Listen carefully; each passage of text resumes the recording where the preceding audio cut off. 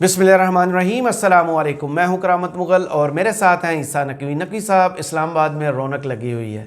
9 मुंतखब अरकान असम्बली ने इस्लामाबाद में डेरे डाले हुए हैं। मियाँ साहब ने भी 2 हाज़रियाँ लगाई हैं और जरदारी साहब ने भी। वज़ीर-ए-आज़म के इंतखाब के बाद सब मामलात में ठहराव आ जाएगा? नहीं नहीं, ठहराव नहीं आएगा करामत मुग़ल साहब। मियाँ साहब जो है ना, उनकी जिम्मेदारियाँ बहुत बढ़ गई। अच्छा।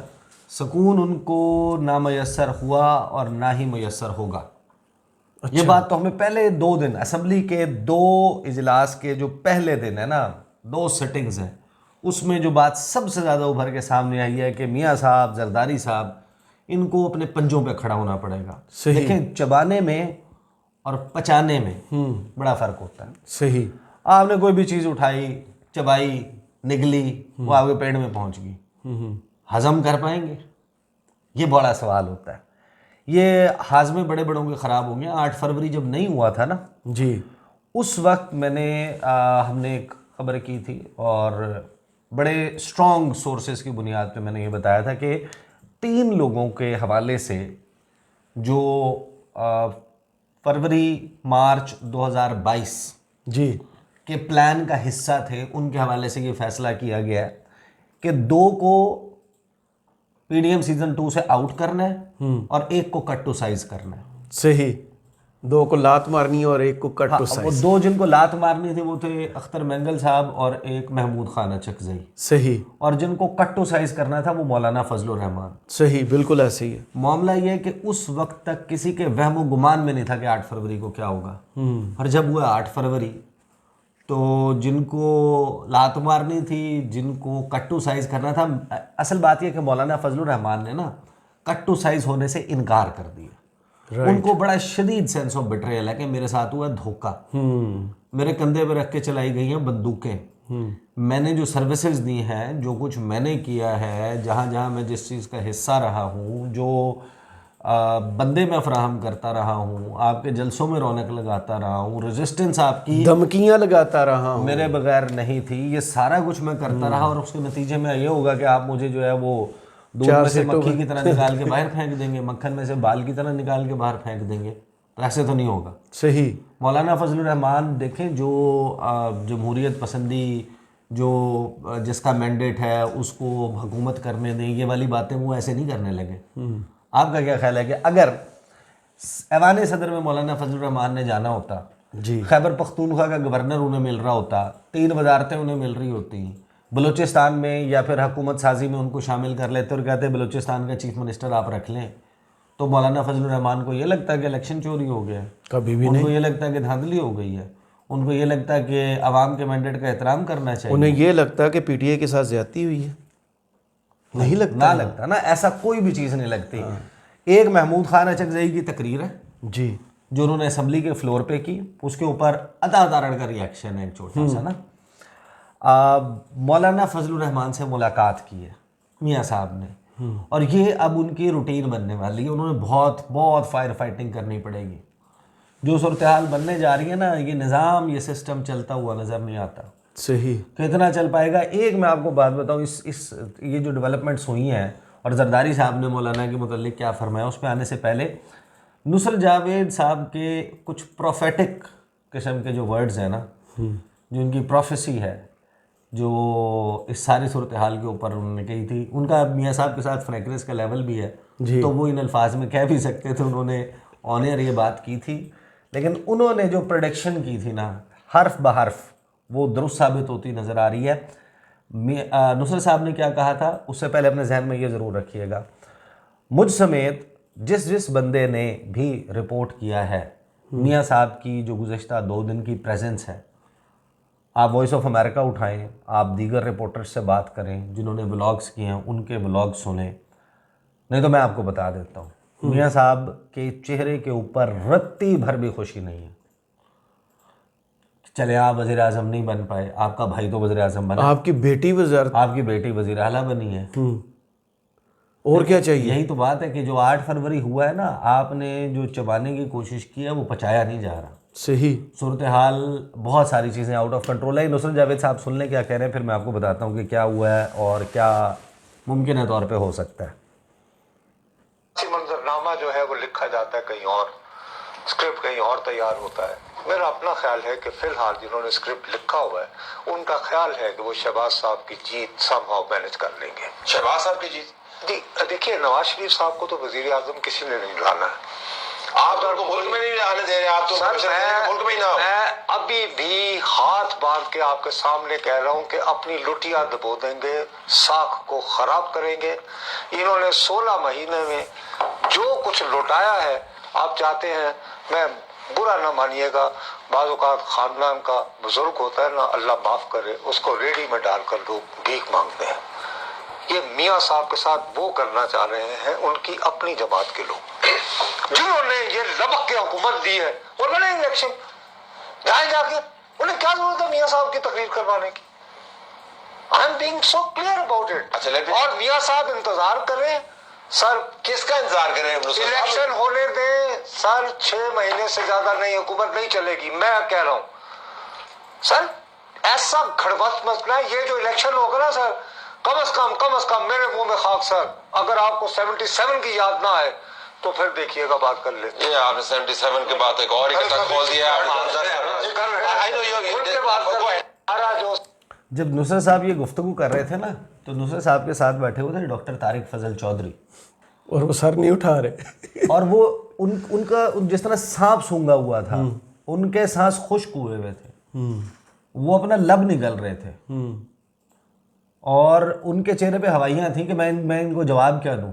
नुसरत साहब ने कहा कि भाई नवाज शरीफ के साथ वो कर रहे हैं जिस तरह को बूढ़ा हो जाता है, वो ख़ानदान का उसको रेडी में डाल के भीख मांगते हैं, नवाज शरीफ के साथ ये कर रहे हैं। सही। और उनकी अपनी जमात के लोग कर रहे हैं। And that is exactly what is happening. आप मुझे एक बात बताएं, आपके स्पीकर के कैंडिडेट को कितने वोट मिले? 199। आपके डिप्टी स्पीकर के वोट को बंदे को कितने वोट मिले? 198। हाँ, एक कम मिला, एक वोट, क्योंकि वो स्पीकर ऊपर चले गए ना। हाँ, एक वोट कम मिला। 199 198। अयाज सादिक, मुस्तफ़ा शाह आपने बनवा लिए। आपको वज़ीर आज़म बनाने के लिए कितने वोट चाहिए? 169। 169। आपके पास एक कंफर्टेबल नंबर मौजूद है। जब आपके पास कंफर्टेबल नंबर मौजूद है और मौलाना फजलुर रहमान पंजों के बल खड़े होकर इस्टेब्लिशमेंट और फौज के ख़िलाफ़ गुफ्तगू कर रहे हैं, तो आपने उनको कट टू साइज भी करना था। तो आपके अंदर क्या परेशानी उबल रही है कि आपने मौलाना को मनाना ही मनाना है? Election tribunals. सिर्फ इलेक्शन ट्रिब्यूनल्स नहीं, देखें अभी इस निज़ाम को चलाना कैसे है। चबा लिया, पचाएंगे कैसे? चबाने में और पचाने में फ़र्क होता है भाई। अगर आपने इस निज़ाम को चलाना है, और आप जो गंद घोल चुके हैं 2 साल में, उसके नतीजे में हर एक को हौल उठ रहे हैं। मियाँ साहब को पता है कि ये उनके बस का सूरत हाल ना ऐसे नहीं चलने वाली। और शहबाज शरीफ देखें, आप महमूद अचकज़ई ने जो तकरीर की, उस तकरीर पे आने से पहले मौलाना फजलुर रहमान की जो मुलाकात है उसकी क्या खबर रिपोर्ट हुई है? नवाज शरीफ की फजलुर रहमान से मुलाकात, हुकूमत साजी में मदद की दरख्वास्त। वाह। अच्छा, एक तो होता है कि आप जिसे कहते हैं अतमाम हुज्जत के लिए जी, कि यार अगला ये ना कहे कि ठीक है मैं नाराज़ था, तू पूछे भी नहीं, तू क्या भी नहीं, तू ही आ जाता सिर्फ, तेरे आने में मन जाता। हाँ। लेकिन ये पहली मुलाकात तो नहीं मौलाना से, दूसरी मौलाना से नहीं 21 अक्टूबर के बाद गिने ना मुलाकातें आप उस वक्त से गिने जिस वक्त मियाँ साहब पाकिस्तान आए हैं। कुछ आने से पहले के वादे वईद थे, कुछ आने के बाद के थे। तो मौलाना फजलुर रहमान से ये मुलाकात करने जाते हैं और कहते हैं कि हुकूमत साजी में मदद करें। अच्छा, रिहाइश गाह पर मौलाना फजलुर रहमान से उनकी रिहाइश गाह पर मुलाकात चल करके। मुलाकात में एहसन इकबाल, इसहाक डार, राना सनाउल्लाह, ख्वाजा साद रफ़ीक और मौलाना गफूर हैदरी भी शरीक हुए। मुलाकात में गवर्नर KP गुलाम अली और नूर आलम खान ने भी शिरकत की।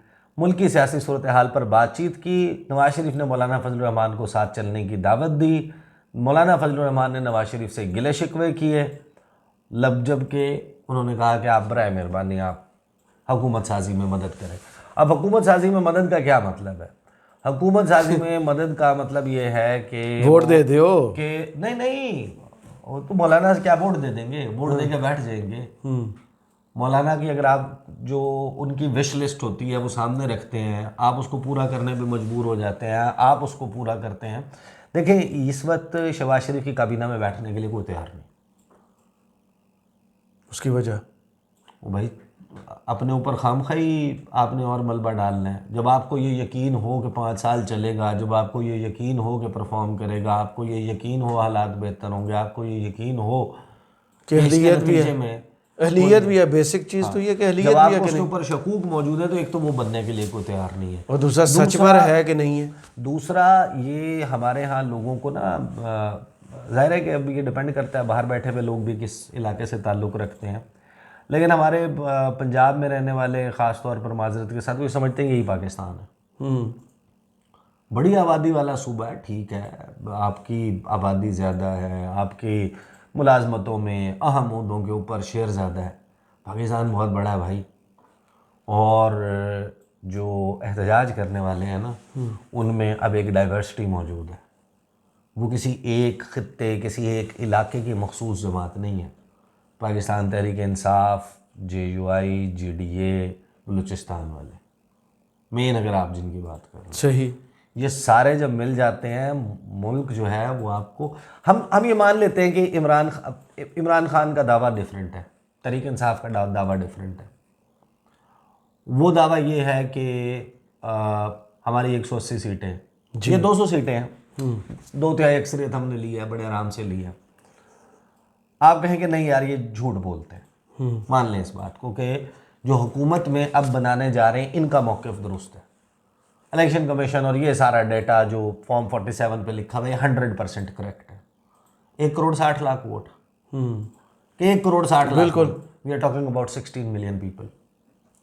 1,60,00,000, अच्छा 1,60,00,000 तो 18 साल से ऊपर वाले एडल्ट हैं ना, जिन्होंने वोट डाला है जाके। जी, जो हम ही होंगे वोट नहीं डाल सके होंगे, वो ज़्यादा जज्बाती होते हैं। 4 मिलियन आप और रख लें, वो बहुत ज़्यादा जज्बाती होते ये हैं। हो गए 2 करोड़ लोग। जी, 18 साल से कम उम्र गिन लें, किसी को 2 से ज़रब दे दें, ज़्यादा से ना दें, हुकूमती और इनके डाटा के मुताबिक 4 करोड़ लोगों की बात कर रहे हैं। अगर 4 करोड़ लोग सिर्फ तहरीक इंसाफ के वो बनने वाली हुकूमत को मानने पे तैयार नहीं है, राज़ी नहीं है, रिजेक्ट कर रहे हैं, उसकी क्रेडिबिलिटी दुरुस्त नहीं समझ रहे, और इन वटेवर देयर कैपेसिटी इज़ वो एजिटेट कर रहे हैं, आप कैसे चलाएंगे इस मुल्क को?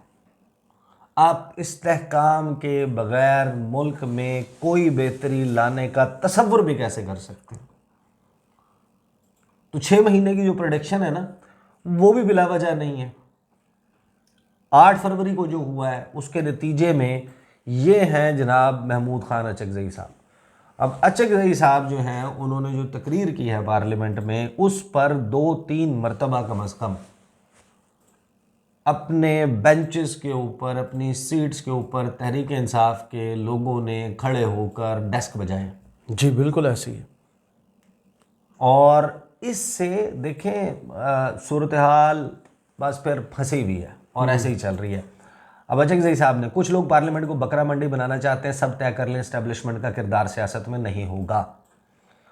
पख्तूनख्वा मिली अवामी पार्टी के सरबराह महमूद खान अचकज़ई ने कहा कि कुछ लोग 22 करोड़ अवाम की पार्लियामेंट को बकरा मंडी बनाना चाहते हैं। ऐवान में इज़हार ख्याल करते हुए महमूद खान का कहना था कि हमारी नई पार्लियामेंट का आगाज़ होने वाला है, पार्लियामान में कोई दूसरे की बात करने को तैयार नहीं।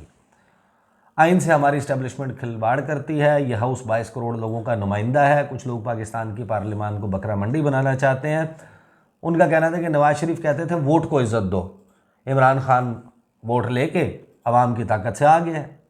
सब तय कर लेंगे इस्टेब्लिशमेंट का किरदार सियासत में नहीं, और पाकिस्तान की दाखिली और अंदरूनी सियासत का सरचश्मा ये पार्लियामान होगा। साथ ही उन्होंने कहा कि ये करना पड़ेगा कि ये ऐवान, इसमें हम करारदाद पास करेंगे, इमरान खान को रिहा किया, जी, तमाम सियासी कैदियों को छोड़ा जाए। उन्होंने कहा कि हम पागल नहीं कि कहीं फ़ौज और एजेंसियाँ ना हों, लेकिन उनको सियासत से तौबा करनी होगी। करारदाद मंजूर की जाए, जिन जजों ने मार्शल लॉ की हिमायत नहीं की उनको हीरो करार दिया जाए, और जिन जजों ने मार्शल लॉ की हिमायत की उनकी तनख्वाहें भी वापस ली जाएँ। इसके ऊपर बड़ा सख्त रिएक्शन जो है वो अता तारड़ ने दिया। उन्होंने कहा कि महमूद अचकज़ई की तकरीर काबिल मज़म्मत और काबिल शर्म है, करार दिया। उन्होंने कहा कि अपनी सियासी कमज़ोरियों का मलबा इदारों पर फेंकना चाहते हैं। एक शख्स असम्बली में बैठ कर कहता था कि सबको जेलों में बंद कर दूंगा।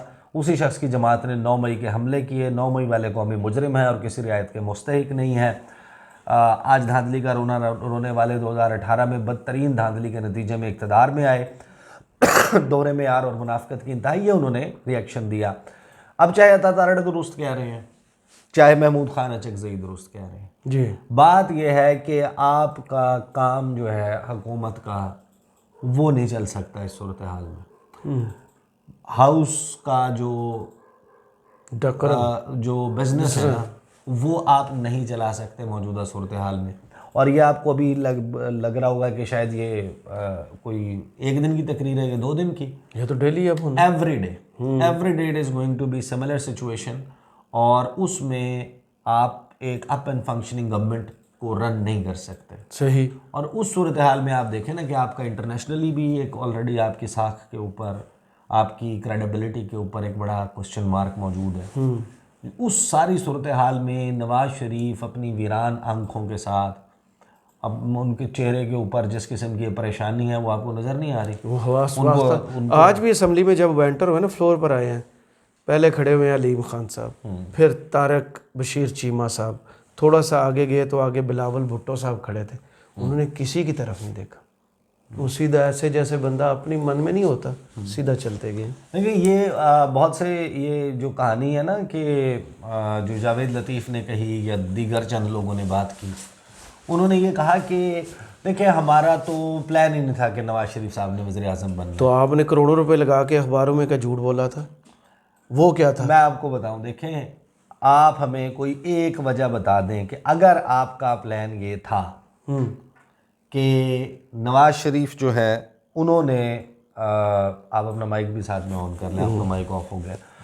नवाज शरीफ जो है उन्होंने वज़ीर आज़म नहीं बनना, वज़ीर आज़म बनना है लेट्स जस्ट से कि ये जिस तरीके से बात हो रही थी कि शहबाज शरीफ ने ही बनना है। अगर आपका ये पहले से प्लान था, मुझे एक बात बताएं, मरियम औरंगज़ेब को आपने मखसूस नशस्तें कौमी असम्बली की उसमें ख़वातीन में प्रायोरिटी में ऊपर क्यों डाला था?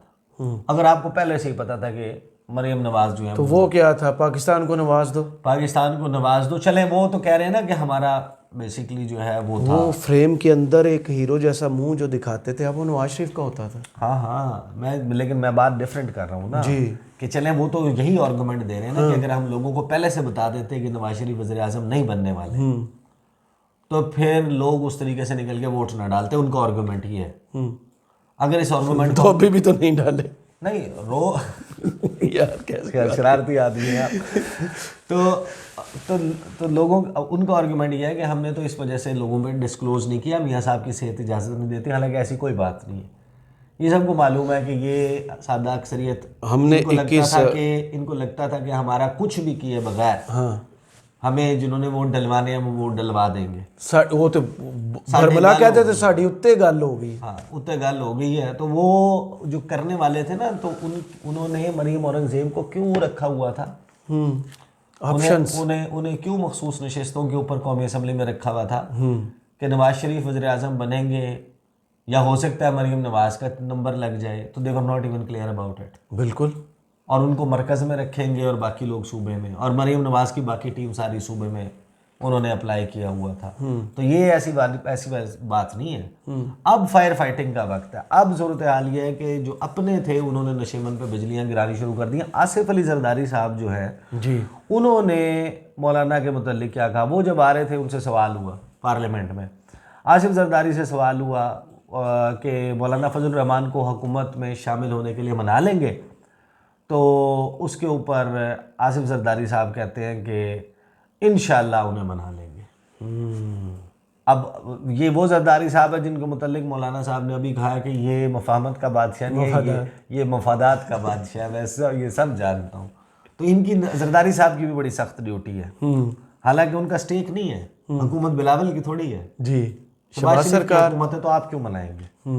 सवाल आप मजे आप ये सोचें कि जरदारी साहब जो है वो तो शहबाज शरीफ की काबीना का हिस्सा ही नहीं है। वो आप अपना वोट ले, सदर बने, अल्लाह अल्लाह खैर सल्लाह मजे करे। आप तो सदर बन जाएंगे अगर असेंबली चलती है या नहीं चलती। वैसे क्या बेस्ट प्ले किया है कि वो हुकूमत चले ना चले, वो 5 साल के लिए सदर, वो सदर है। और सदर से हटाने का तरीका यही है कि मुआवजा हो। हाँ, उसके लिए असम्बलियाँ फिर आए ना, नहीं मुआवजा हो, ये असम्बलियाँ फिर नहीं, ये क्या बात कह रहे हैं, नहीं ये सब नहीं है। नहीं नहीं नहीं, ऐसा बिल्कुल भी नहीं। वो टाइम के लिए आ गया, उसके जाने का एक ही तरीका है।